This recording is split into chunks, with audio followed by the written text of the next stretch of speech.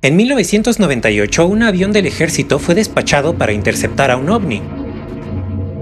Si yo les pidiera que adivinen en qué país sucedió esto, probablemente me nombren uno del mundo occidental, pero no es el caso. Este reportaje apareció en la prensa de uno de los países más herméticos de todo el planeta. Hoy analizaremos el avistamiento masivo de Kangshou, en China, un caso que ilustra que el fenómeno ovni definitivamente es universal. La ciudad de Kangshou se ubica al sur de Beijing, en la provincia de Hebei. En ella hay una base militar que aloja a 4 brigadas aéreas distintas. Su denominada Fuerza Azul se especializa en simulaciones de combate real, replicando tácticas de los principales adversarios militares del país. Dada su cercanía con la costa, también se especializa en combate aéreo marítimo, es decir, combate aéreo sobre el agua.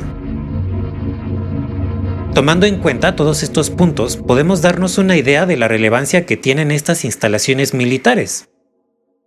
Y esto nos ayudará a comprender la gravedad del asunto que estamos por analizar hoy.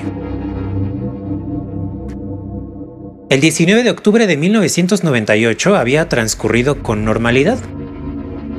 El comandante Li Zuolin, a cargo de la actividad aérea, había tenido una jornada exhaustiva con 5 vuelos durante el día y supervisión de comando aéreo durante la noche. A pesar de esto, pues había sido una jornada regular. Hacia eso de las 11 p.m. preparaba sus pertenencias para descender a las barracas y descansar un poco, cuando de pronto el radar principal emitió una alerta. De inmediato, otros 3 radares confirmaron la situación. Había un objeto desconocido que pasaba por la vertical de la base y que se dirigía al noreste. El comandante ordenó un reporte inmediato a tráfico aéreo. Y es importante destacar que también se comunicó en paralelo con sus supervisores en el cuartel general de la Fuerza Aérea del Ejército Popular de Liberación.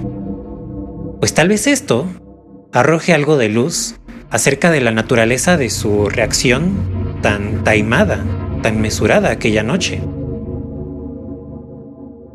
Mientras el comandante hacía esto, el personal de tierra observaba un espectáculo absolutamente increíble en el cielo.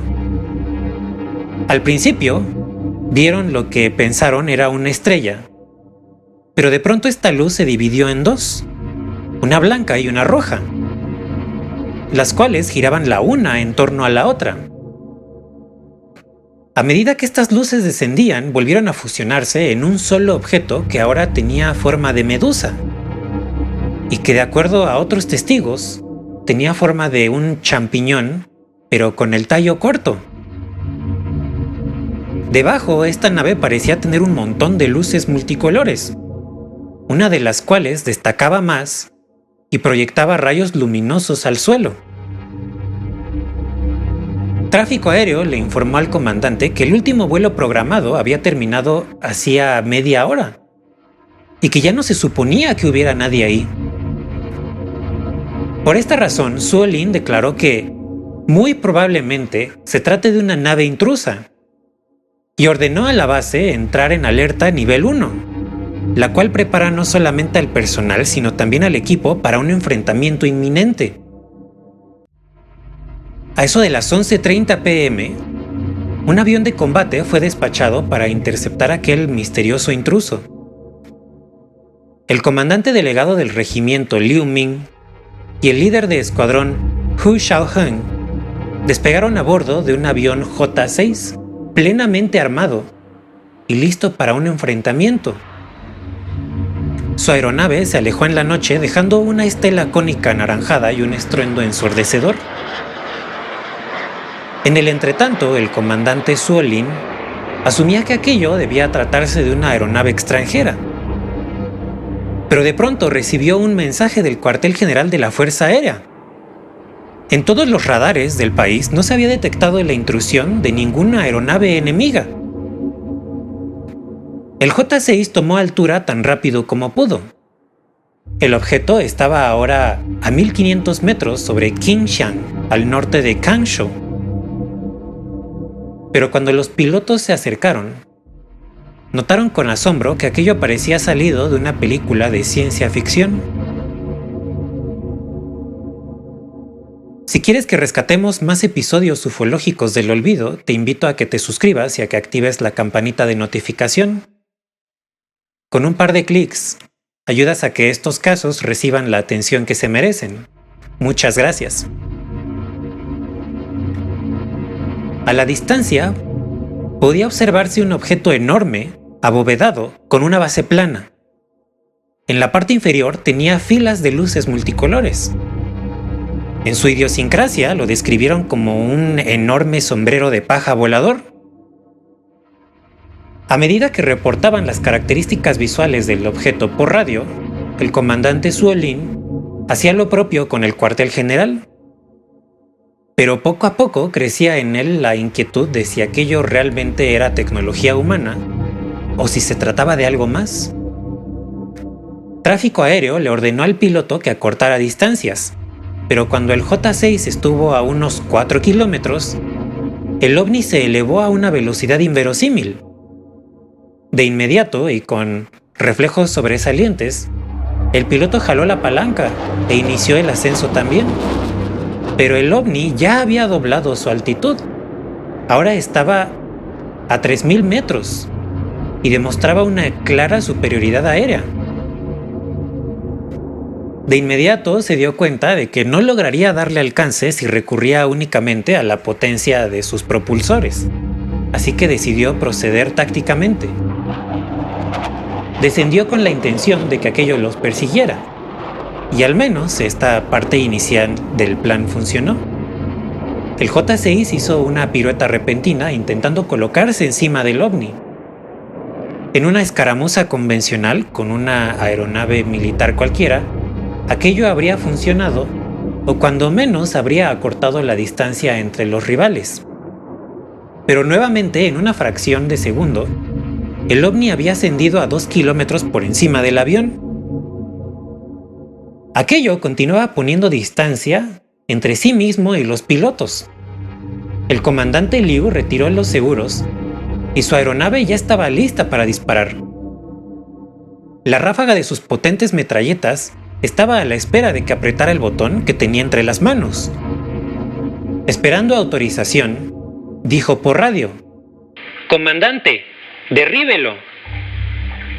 Pero Zuolin, que ya sopesaba la posibilidad de que aquello no fuera humano, le respondió: «No se apresure. Primero averigüe qué es». Esta cautela puede entenderse si, de nuevo, tomamos en cuenta que el comandante mantenía comunicación con el cuartel general. Tal vez ya le habían dicho algo que lo hizo ver aquello ya no como la intromisión de otra superpotencia en su espacio aéreo, sino como un encuentro con tecnología no humana. La cacería del ovni continuó durante un rato más. El comandante Liu Ming prosiguió realizando maniobras de persecución y distracción, pero ninguna funcionaba. Por otro lado, el ovni lo conducía a alturas cada vez más lejanas. Cuando el J-6 hubo llegado a los 12.000 metros, el ovni ya se había alejado a 30.000. La persecución los llevó al sur de la ciudad, a la provincia de Shandong. En ese momento, las alarmas del avión del combustible se encendieron para indicarle al comandante que debía regresar sí o sí a la base. 2 aviones se preparaban ya para relevar al comandante, pero el ovni en ese momento simplemente desapareció a gran velocidad y ya no volvió a ser visto. Aquí termina el avistamiento de Kangshou, un episodio fantástico que ilustra la superioridad táctica y técnica de los ovnis. 6 días después del incidente, el 25 de octubre, esta historia apareció en algunos de los periódicos más reputados de China, como el de Ciencia y Tecnología, el de Wuhan, el de Hebei o el de Henan. Típicamente, estos periódicos destacaban por su seriedad y por el rigor de sus investigaciones. Así que si bien se mantiene como un misterio la naturaleza del ovni, sí podemos asegurar que este episodio en realidad sucedió. El caso causó furor en China, pues constantemente se insistía en que el aspecto de esta nave era muy similar al descrito en los avistamientos del extranjero. También se trata del primer avistamiento abordado por los medios de comunicación chinos, es decir, es el primer avistamiento oficial en la historia de China. Sin embargo, está lejos de ser el primer encuentro entre militares chinos y un ovni. En el reportaje del periódico Ciencia y Tecnología, el comandante Liu ofreció otro encuentro que tuvo años antes en una ubicación no revelada. Tan solo se indicó que sucedió en la parte sur de China. En aquella ocasión le había tocado ser él quien dirigiera la operación desde tierra, pues un ovni había ingresado en el espacio aéreo.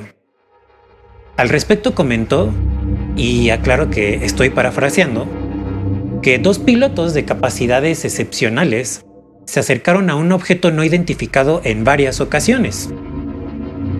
Ambos lo describieron en forma de disco, con un anillo de luces verdes en la parte inferior y una luz roja en el centro, por la cual emitía rayos de luz hacia abajo. Pero enigmáticamente, estos rayos que emitía no se dispersaban como una luz normal, sino que parecían ser pilares lumínicos, casi sólidos, que se interrumpían bruscamente tras una cierta longitud. Cuando el reportero Shen Yingjia le preguntó al comandante cómo lucía aquello, este tomó su taza de té, la volteó y la colocó sobre su plato, y dijo: se veía así. Hay un prejuicio en torno al fenómeno ovni según el cual los platillos voladores solamente se aparecen en suelo norteamericano. Por esa razón no publico tantos casos en Estados Unidos. Pero casi cada que lo hago me llega un comentario del tipo: ¡qué coincidencia! Otra vez Estados Unidos. Sin embargo, como dije al principio, este caso de Kangshou ilustra la universalidad del fenómeno ovni.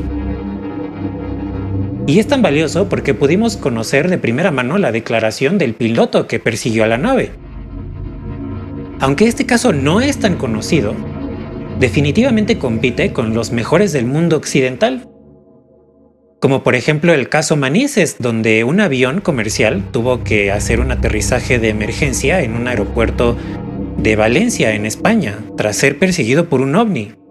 En aquella ocasión, un avión militar fue despachado para intentar interceptar aquello, sin grandes resultados. O también está el caso de la mina de uranio en el Congo belga, donde nuevamente un avión de la Fuerza Aérea de Bélgica fue despachado para interceptar 2 platillos voladores que volaban sobre dicha mina. O más recientemente el caso Nimitz, que protagonizó el comandante David Fravor. Más aún si consideramos el control férreo que mantiene el PSC sobre los medios de comunicación, por lo que toda declaración de prensa cuenta con el aval gubernamental.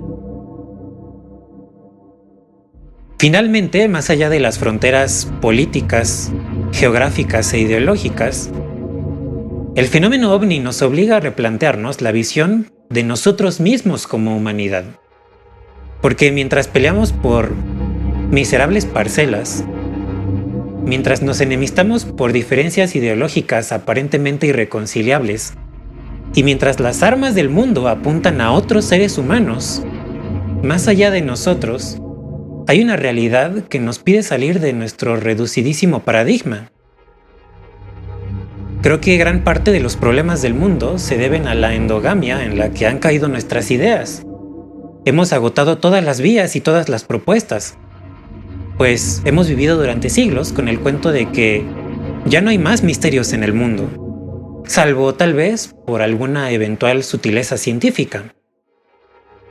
Pero yo creo que la vía para salvarnos está en abrir nuestras mentes y darnos cuenta que más allá de nuestras pírricas mezquindades como especie, hay un misterio más grande, que nos invita a tomar en serio aquello que históricamente hemos catalogado como fantasioso, y que también nos invita a reconsiderar qué significa ser humanos.